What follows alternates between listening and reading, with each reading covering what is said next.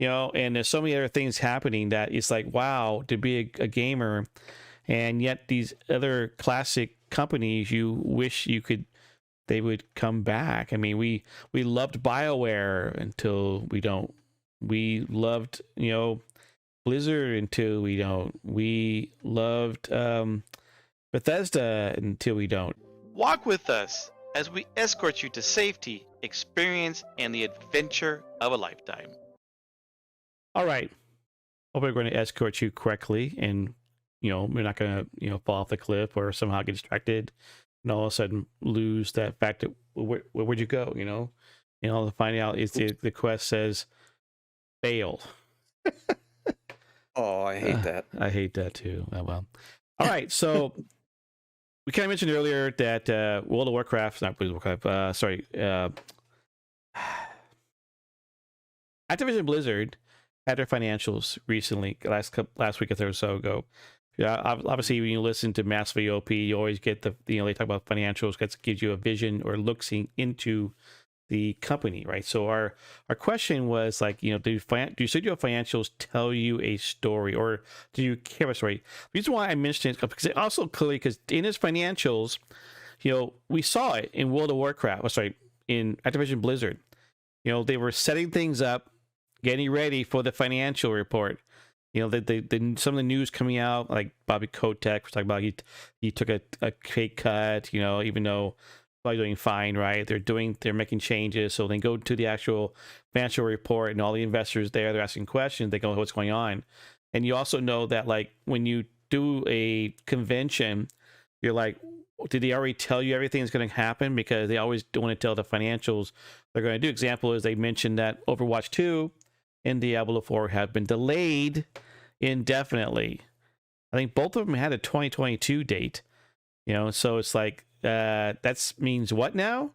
Now, of course, they've been doing a lot of stuff, right? So financials do tell you a lot about a company and what's going on. And it's also, of course, the media, when you said Massively OP or others, they do watch these reports because it tells you a whole story about things that, they're not necessarily going to tell the media directly, but they tell the financial people, because you cannot, you're not supposed to lie to them, okay? You got to tell them the truth, within reason. You don't want to tell them, things that you shouldn't be aware about or be privy to, but be careful, because the SEC's out there, and of course the stockholders can sue you for misinformation. I mean, I think there's already lawsuits out, I think, to Blizzard, because they're like, you knew about this is going to happen, right? There are lawsuits to Boeing because about our airplane crashes. So it's like they happen all the time. So you got to be careful what you say. And so financials do tell you something. I don't listen to them personally, except through the media. Massively OP, whenever they talk about it, I listen to them. It does tell you a lot of stuff. And these are where you get the idea about what's coming in the pipeline. You go to conventions to hear this stuff too. And they do want to tell you at conventions, because where people really are excited about it. But ultimately, the ones that got to answer to are the stockholders. SirJahzeal, Studio Financial tell you a story. Do you care? Well, it's a yes or no thing. For one, I still have my stock with Blizzard, so I'm hoping it gets better. I'm hoping it gets better so I can sell it.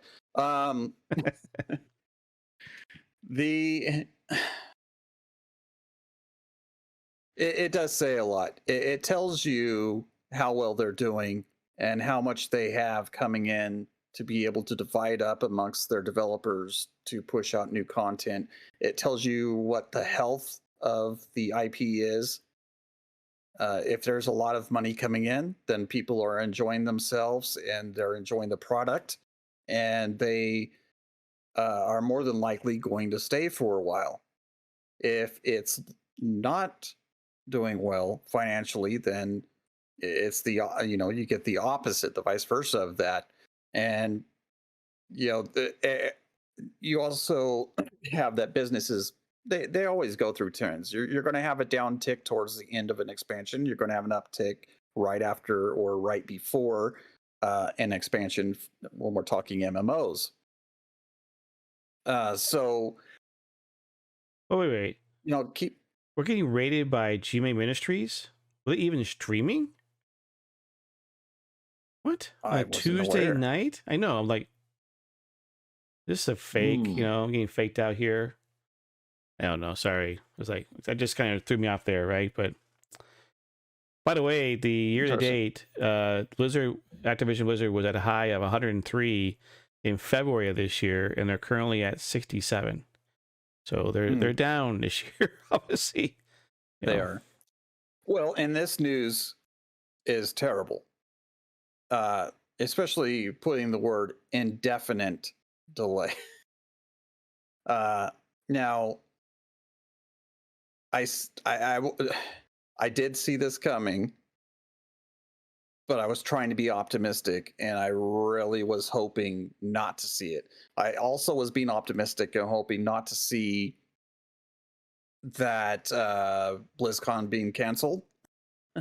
So I think they're on triage right now, and they also are they're pulling all their resources close together, and they're doing damage control. And I think the worst is yet to come, honestly. If I can just, again, I really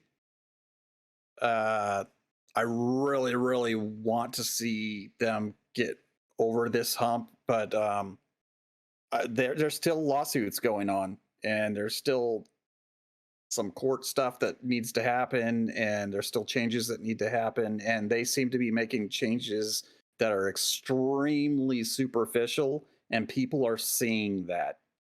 We're all seeing that, and it's not good. So in this case, absolutely, the financials are weighing in on, well, okay, do I want to spend money on new skins for that are coming out for Christmas for Overwatch? Do I want to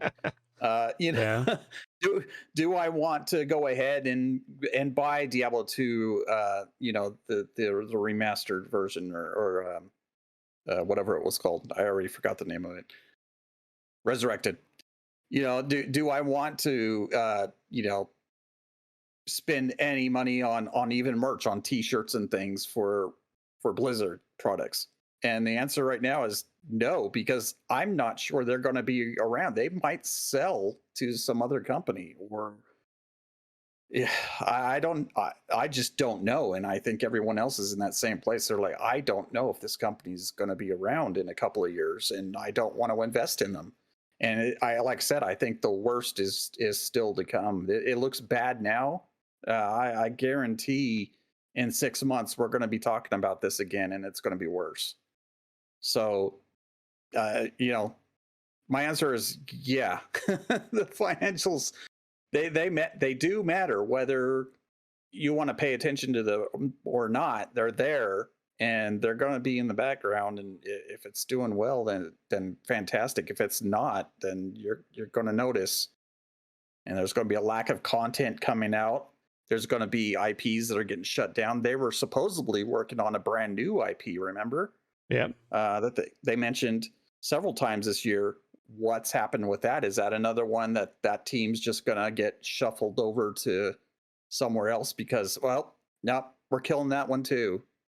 So it's not good. Welcome. So yes, Sorry, I thought you were pausing there for a minute. Welcome, Solidaria Gloria. Thank you for the raid of 10. We're talking about financials. We're doing our Trinity MMO show, and the idea is when a game company gives out financials, do we care? World of Warcraft did it, recently, and that's what we found out about Overwatch 2 and Diablo 4 being delayed indefinitely. So yeah, that's why. SirJahzeal was giving his opinion on certain aspects of that. Love to hear all you guys' opinion about that. I mean, financials do tell you a story. And that's why when you read these different game media companies, it's one of the things they talk about. It's one of the things, it's in their news reports. If you go to Massive VOP, it's mentioned a lot there because that's the reason why it tells you the story. If you know how, now mind you, not all companies do that because not all companies are in the United States. Ubisoft obviously do over in Europe. I don't know what they do, what the rules are for there. Square Enix is a Japanese company. Again, I don't know what the rules are for there. And so we definitely hear more about the things in the US because we have the SEC, and of course, once a year you have to do your financial report, So yeah, anyways, I don't know what you guys think about this. Yeah, it's I don't know. I feel bad. I mean, on one level, we are sitting here in a great time to be gamers. So many different games coming out, and MMO gamers, right? There's been some good games. I mean, I know that Crowfall came out this year, and they just recently went to free to play. They changed their model, and so we didn't mention that, but maybe next time. And we, of course, New World came out, and we have Final Fantasy 14 Invoker coming out, the expansion. So there's a lot of good games coming out. Like I mentioned, which me playing Age of Empires 4 came out. And there's so many other things happening that it's like, wow, to be a gamer, and yet these other classic companies, you wish they would come back. I mean, we loved BioWare until we don't. We loved, Blizzard until we don't. We loved Bethesda until we don't. It's like, all these classic companies that we were just fans about are just now doing nothing, but other people are there. Off topic, I like that Solomon picture in the background to me while he is in there. Thank you. That's why I did that. That he's here even though he's not here. So yeah. Battle got about EA. That was a while ago, but they've been kind of separate. They were trying to do separate things, but obviously EA was pushing BioWare to do things their way, but there's been some independence. Like example is the fact of Bungie got free from EA, right? Yeah, no, Activision. Sorry, got free from Activision. Yeah, Activision and EA tend to push things in different directions that say Blizzard and BioWare wanted to go. So, anyways, yeah. All right, that was our Escort Quest, and we hope we got you there safely, told you what you needed to know, and now you're better off for it. And of course, having an adventure of a lifetime. Check out the further adventures of Kennethan by liking and subscribing and watching me live on twitch.tv/Kennethan.